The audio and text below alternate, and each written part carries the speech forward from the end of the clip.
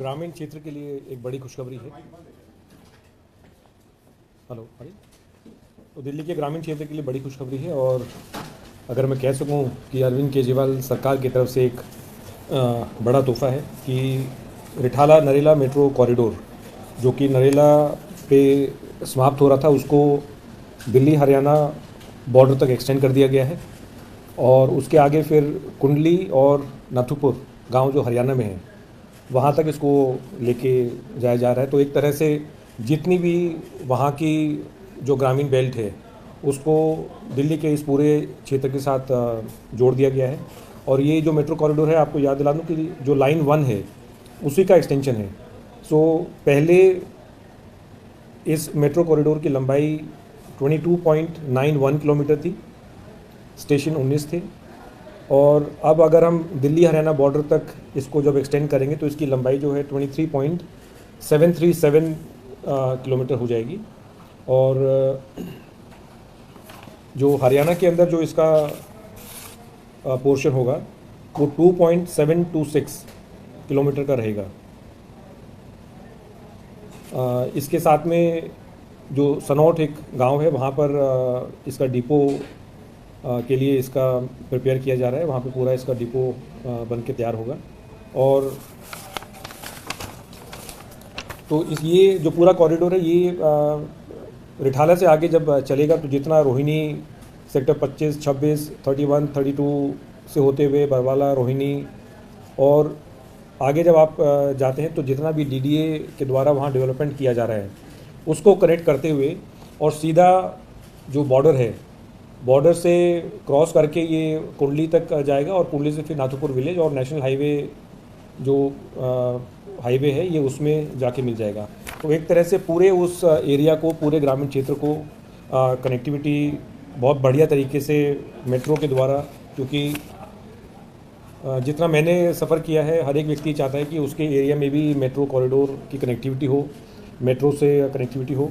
और आपको याद होगा 2018 में दिल्ली सरकार ने मेट्रो फेज़ 4 के जो 6 कॉरिडोर थे, 6 के 6 कॉरिडोर जो हैं वो अप्रूव कर दिए थे।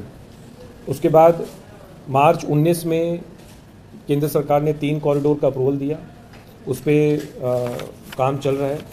और ये जो 3 कॉरिडोर हैं, मुकुंदपुर, मंजिस पार्क, मौजपुर, जनकपुरी वेस्ट से आर.के. आश्रम और एरोसिटी से तुगलकाबाद,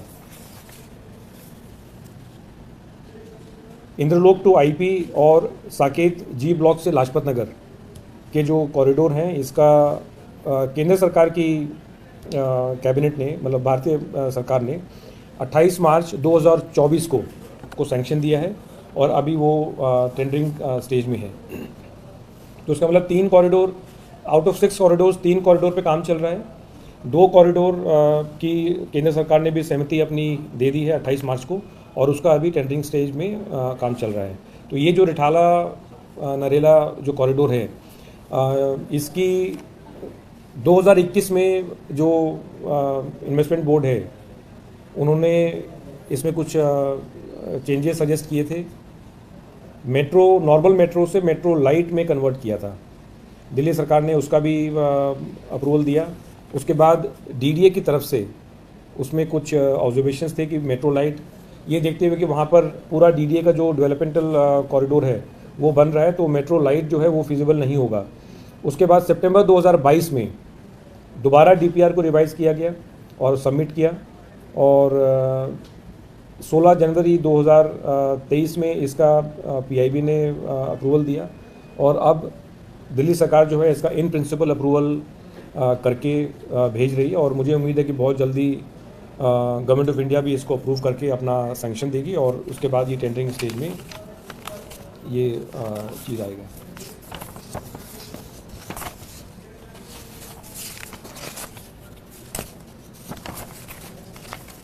जो 6 कॉरिडोर हैं, जिनमें से 3 कॉरिडोर पे काम चल रहा है, उसका मैं आपको थोड़ा सा अपडेट दे देता हूँ।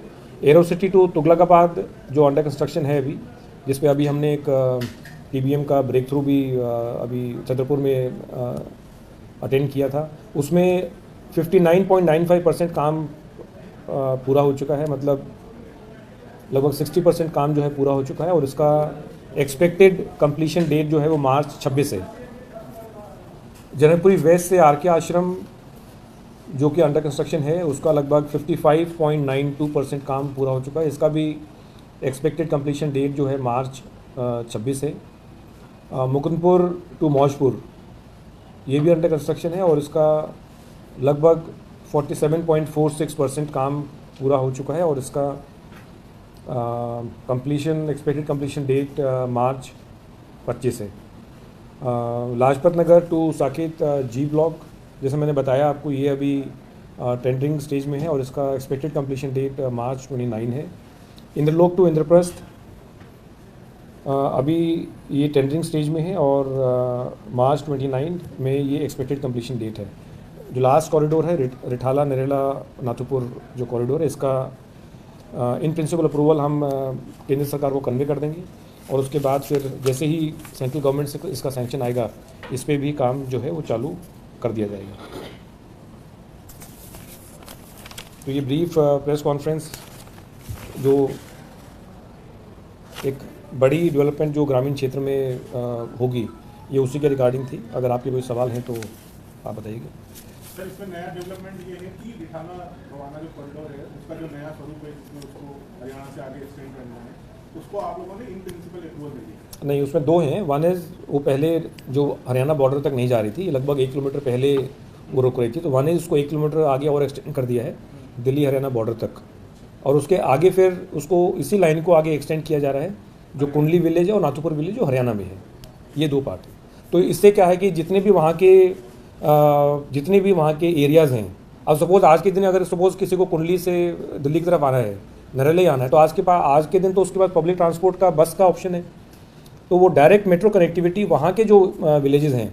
और जब हम एक गांव को अगर जोड़ते हैं तो ऐसा नहीं कि सिर्फ वो गांव है, उसके आसपास जो भी उसके सपोज 1 किलोमीटर 2 किलोमीटर के दायरे में गांव रहते हैं वो सारे कनेक्टेड हो जाते हैं। ऐसे ही नाथुपुर विलेज तक जब ये मेट्रो जाएगी तो वहाँ से लेके दिल्ली की तरफ भी आने के लिए रादर एक बार जब कोई व्यक्ति मेट्रो में बैठता है तो फिर तो यहाँ क्राउड प्लेस और जो यहाँ का जो वीआईपी एरिया है वहाँ तक पहुँचने में कितना मात्र 1 घंटा सवा घंटा लगेगा। तो basically you are connecting all those areas to this part of Delhi, तो वो जो कनेक्टिविटी मिलेगी वो बहुत इंपॉर्टेंट है। क्या इसमें आगे चल के कोई कैबिनेट अप्रूवल की भी जरूरत होगी, क्योंकि इसमें जाहिर सी बात है कि अगर एक्सटेंड होगी तो इसमें बड़ा फंड भी ज़्यादा लगेगा, तो उसके लिए क्या आगे चल के कोई तो मैंने सरकार को कैबिनेट में कुछ अप्रूव करना पड़ेगा?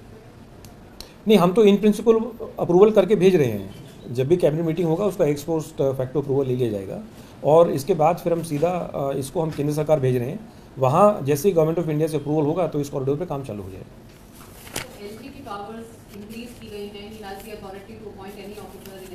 ट्रांसपोर्ट के रिगार्डिंग अगर कोई सवाल है आपके तो आप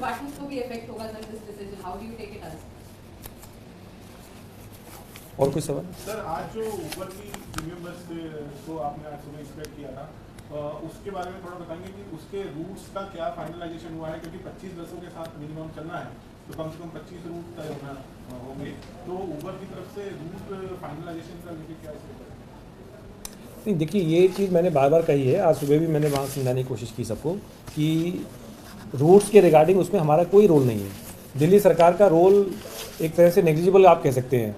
रूट्स जो बनाने हैं वो जो प्राइवेट प्लेयर है, कंपनी है, उसने बनाना है, टाइमिंग उनका है, फेयर जो है वो उनका है, तो उसमें उनको सिर्फ हमें इंटीमेट करना है। तो वो कितने रूट्स पे वो किस प्रकार से चलाना चाहते हैं वो सारा बेसिकली रोल उन्हीं का है। डिपार्टमेंट को तो सिर्फ जो कंपनी है या प्राइवेट प्लेयर है वो इंटीमेट करेगा। बहुत ज़्यादा फ्रीक्वेंट चेंजेस जो हैं वो हम एडवाइज़ नहीं करते हैं, क्योंकि उससे फिर सर्टेनिटी तो रहेगी नहीं। आज जो पैसेंजर इस रूट पे सोच रहा है कि मैं अपना प्राइवेट व्हीकल छोड़ के इस रूट पे ये बस चल रही है तो लेट मी टेक दिस बस, तो आप उसको 2 दिन के बाद अगर वो चेंज कर देंगे तो फिर नहीं, मकसद अगर यही था पूछने का कि उनको जो इंटीमेट करना है ट्रांसपोर्ट डिपार्टमेंट को, तो क्या उन्होंने भी कुछ बताया है कि कौन कौन से उन्होंने शामिल? अभी मेरे ख्याल से अराउंड 20 रूट्स के आसपास उन्होंने कहा है। एग्जैक्ट डिटेल्स मेरे पास नहीं है अभी,